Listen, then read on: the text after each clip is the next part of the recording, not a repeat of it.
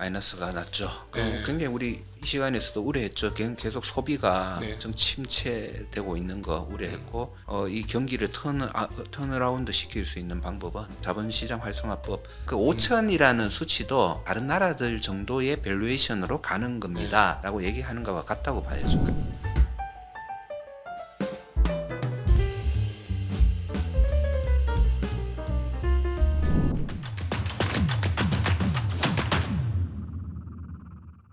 안녕하십니까 징시각대 TV 시청자 여러분, 투자자 여러분 반갑습니다. 여러분이 좋아하시는 대한민국 최고의 월간 지죠. 월간 서준식 시간이 돌아왔습니다. 숭실대학교 경제학과 서준식 교수님 소개합니다. 어서 오십시오. 네, 안녕하십니까? 네, 안녕하십니까. 안녕하십니까? 네. 최근에 주식시장에 대한 논의가 과거 때보다 상당히 활발해지고 있습니다. 그렇죠. 그동안 네. 우리가 한 2달 만인가요, 우리가? 네. 예, 뭐 그동안 지금 주가 네. 시장 출렁 이런 것도 어떻게 하고 계셨어요? 그동안? 저는 올해 좋아요. 예, 괜찮고. 아니 왜냐면 국장은 좋죠. 예. 왜냐면 제가 이제 우리 그 멘토이신 서준식 교수님이 하시는 방법을 완전히 카피해가지고 올해 저의 주력이 서준식 패턴이에요. 네. 올해 서준식 패턴이 엄청 좋아요. 그래요? 그렇지 않습니까? 작년도 괜찮은데. 작년에 제가 안 따라했잖아요.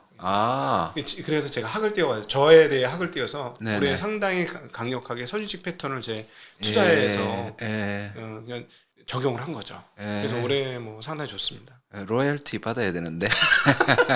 네, 조금 제가 맛있는 걸로. 뭐 100% 카피는 아니지만은 네. 다들 좀 제가 하는 거에 대해서 약간 영감을 받으면서 네. 하는 거는 좋을 것 같습니다. 네네. 예. BPR이라고 표현을 해가지고 BPR?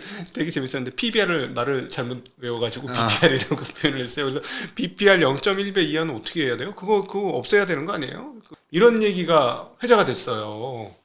그 대통령 후보 중에 네.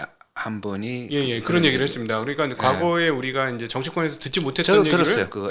정치권에서 듣지 못한 얘기를 정치권에서 해가지고 네. 굉장히 저희 입장에서는 신선했고 주의 깊게 봤죠, 저도. 예. 요 상황이 오면 제가 보기엔 우리 서실 교수님 패턴이 승할 것 같습니다. 승할 것 같다. 네, 저 PBR 주가 많으니까. 네, 그냥 완전 이기는 게임 된다. 이런 느낌 딱 들고. 저 PRP 앞으로 자본시장 활성화될 때 가장 부각되는 종목 중에 한 군이 저 PBR 주죠. 그리고 저 PBR 주 같은 경우도 이게 배당을 많이 주고 유보금을 자꾸 빼내잖아요. 성장성이 높아지는 그런 주식으로 변할 수가 있어요. 네. 너무 많은 기업들이 배당을 안 주고 유보만 하니까 뭐가 계속 증가하죠. B가 북밸류가 자산 가치만 엄청 증가하는데 그 증가하는 속도보다 수익 가치 증가 속도는 떨어지니까 수익의 증가 속도는 떨어지니까 PBR이 자꾸 그러니까 가격이 낮아지고 또 PBR도 낮아지고 그리고 그런 소위 현상이 말하는 보이죠. 자본 효율성이 완벽하게 떨어지는 거죠. 그 말이죠. 자본을 자본답게 못 쓰는 거예요. 예. 그러니까 쉽게 얘기하면은 레이싱카를 할 수 있는 엔진을 가지고 슬금슬금 20km로 그냥 시내 주행하는 거나 마찬가지인 상황이 한국의 그 기업의 자본 시장 속에서 나타나는 현상인 거죠. 그래서 이제 그런 주식들이 참 어떻게 보면 다른 나라 같은 경우는 그런 주식들을 가만두지 않죠. 싸니까. 뭐 북밸류 청산 가치의 10분의 1에 불과하고 10분의 2에 불과하고 뭐 일부 10분의 3 이하는 우리나라 또 엄청 많아요. 엄청 많습니다. 많지. 이런 나라가 없어요. 우리나라가 항상 제가 강조하지만 이 엄청 낮은 이런 것들을 돈 좀 많은 헤지펀드나 이런 데서 가만히 둘 리가 없죠. 계속 사모오다가 지분을 충분히 확보하기 전에 주가가 오르면 매수 물량 때문에 그때는 팔면서 이익을 취하고 그런데 계속 사모으는 동안 주가가 안 오르고 충분한 양의 지분을 확보했을 때 그때는 기업을 인수를 해서 그거를 청산하면 떼돈을 버는 거잖아요. 그렇죠. 그렇게 안 할 이유가 없는 거죠. 자본주의 사회에. 0.3배라면 3배 장사가 되는 거고 0.2배면 5배 장사가 되는 거고 0.1배면 10배 장사가 되는 그런 계산이 나온 거죠. 그렇죠. 그런 얘기를 한 것 같아요. 그걸 당연히 다른 나라 시장처럼 그런 일이 안 일어나냐. 그렇게 그분이 말씀을 하시는 것 같더라고요. 사실은 그 PBR 0.3배 이하인 기업들이 못하러 상장하고 있어요. 상장 폐지해야지 하고 얘기를 들었을 때 느낌이 어땠을까요? 거기 대표 주주들은 가슴이 뜨끔했겠죠. 그래서 최근 0.1짜리가 좀 많이 오르는 것 같던데요. 맞습니다. PBR. 이번 주에 나타난 현상 중에 하나가 PBR 0.3배 이하 중에서 배당이 있는 주식들의 주가 상승폭이 네. 꽤 나오고 있습니다. 꽤 나왔죠. 네, 꽤 나오고 있습니다. 얘가 왜 오르지? 오를 리가 없는데 얘가 언젠간 오르겠지 하고 있는데 그때가 지금인가? 할 정도로 막 지금 올라오고 있어요. 그래서 저는 좀 기분이 안 좋죠 요즘. 더 사야 되는데. 그 사람 나빠요. 예.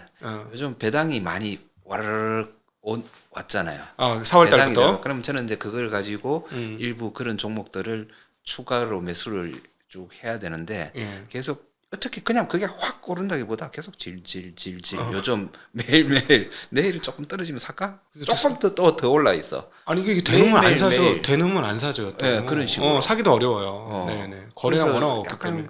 기분이 찜찜하게 이게 원하는 물량이 좀 사지면 좋은데 네. 그래서 좀 약간 기분이 좋은 건가 나쁜 건가.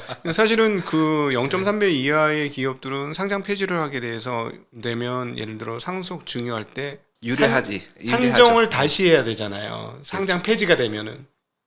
상장 폐지가 되면 본질 가치로 예. 그 가액을 매기게 돼요. 네. 본질 가치라는 거는 자산 가치 조금 전에 B 그 북밸류를 한 40%로 하고요. 그리고 수익 가치를 60%로 해서 네.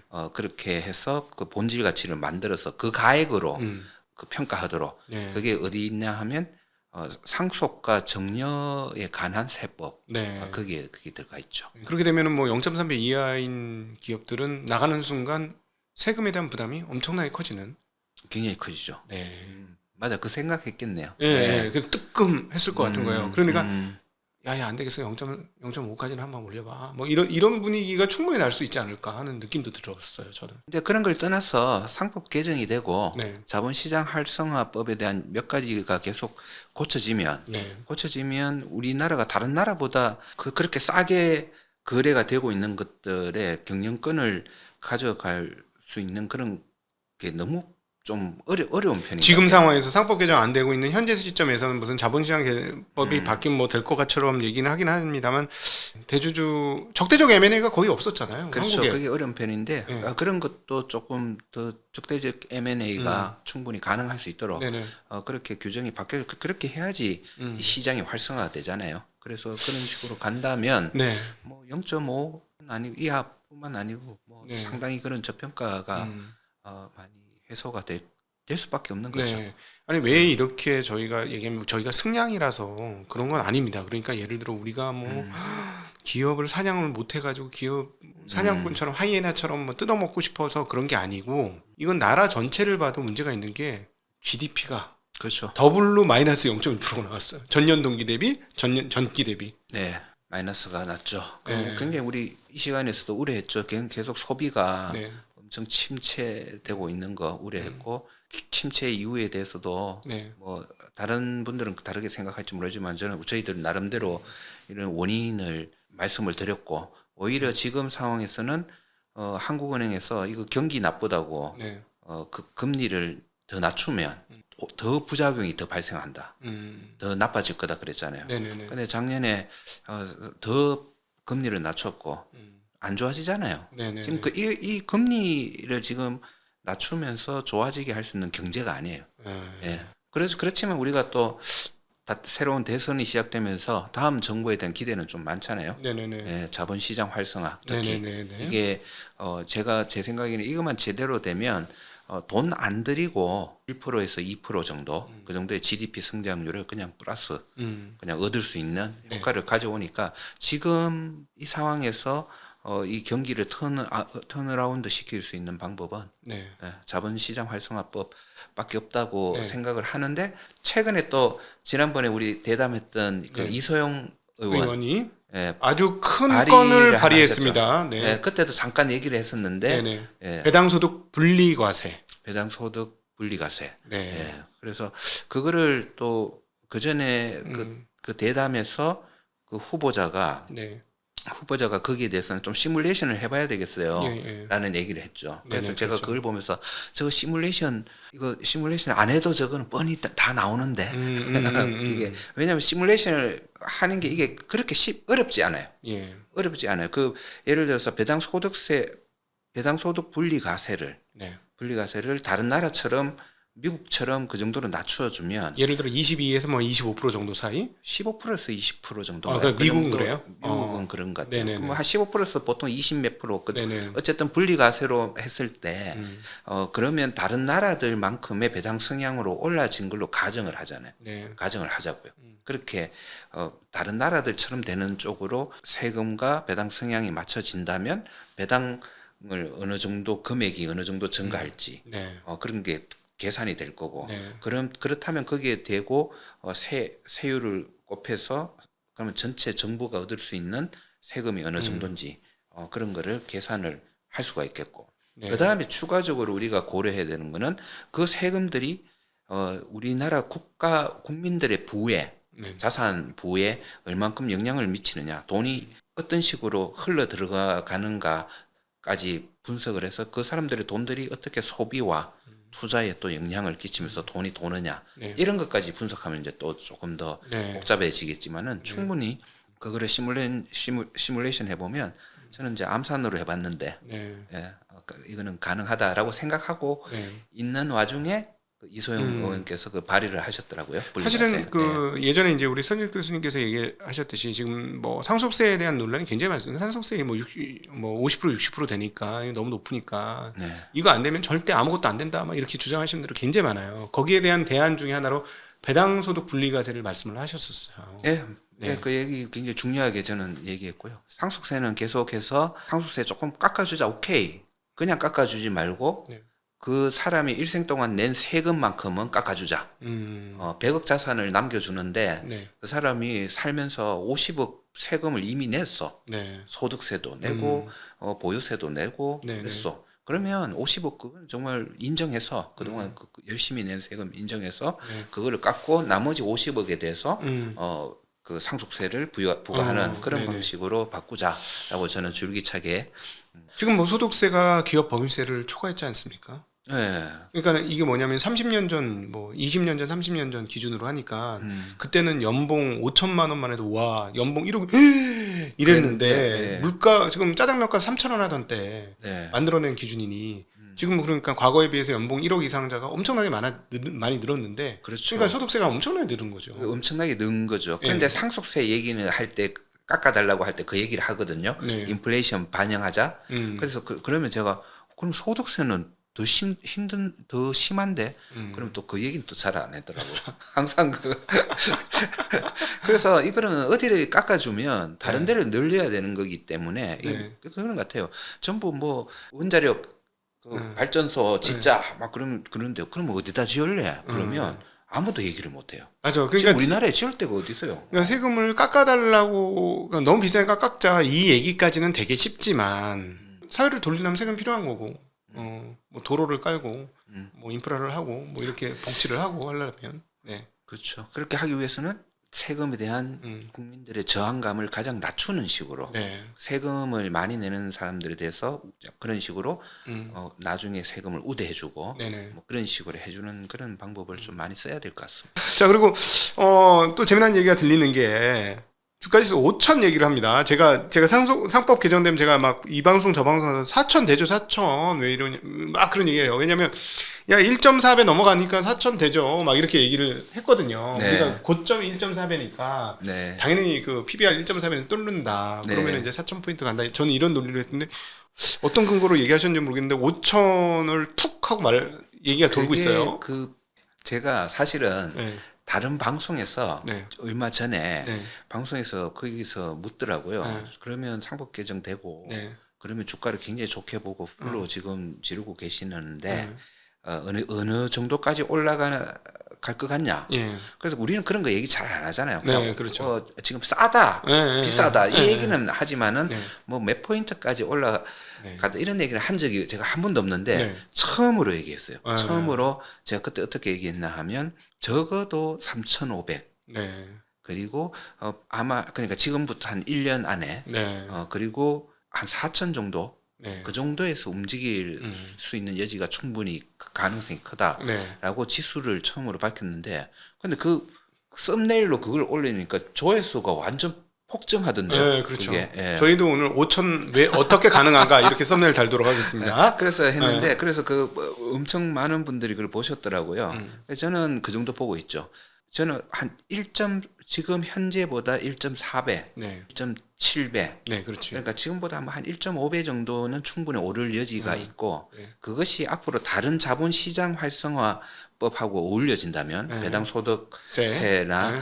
그리고 계속 제가 줄기차게 그 얘기하고 있는 기재부에서 그 한국거래소를 좀 놔줘라. 네. 그뭐 이런 것들이 다 네. 된다면. 그러니까 다른 나라들처럼 그런 식으로 시스템 플랫폼이 만들어진다면 저는 다음 그때부터는 한 3,500이 네. 그때부터는 뭐 잠깐 3,500 가고 이런 게 아니고 네.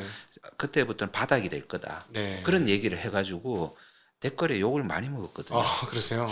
저희 댓글은 청정지역입니다. 그러니까 걱정 없이 지르셔도 돼요. 네, 오늘 댓글에 아니 그래서 보면서 제가 요즘 해외 투자하시는 분들이 너무 많아서 좀 맞아요. 불편하신 모양이다. 맞아요. 왜냐하면 그런, 해외 4개 사면 ETF를 한국 거 1개 삽니다. 예. 제가 지지난주 데이터를 보니까 그렇더라고요. 네, 약간 그런 느낌이 들었는데 뭐 어쨌든 그렇게 댓글을 욕을 많이 먹고 있는데 그분이 5천 이렇게 지르니까 나는 별거 아니네.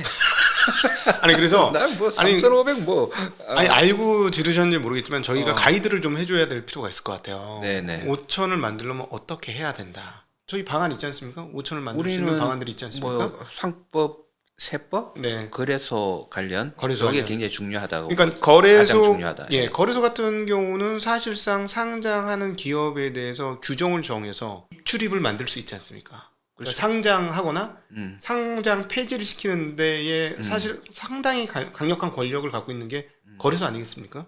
우리 다른 시장 가는 건 모르겠는데 일단 우리 시장에서 나가요. 이게 가능하지 않습니까?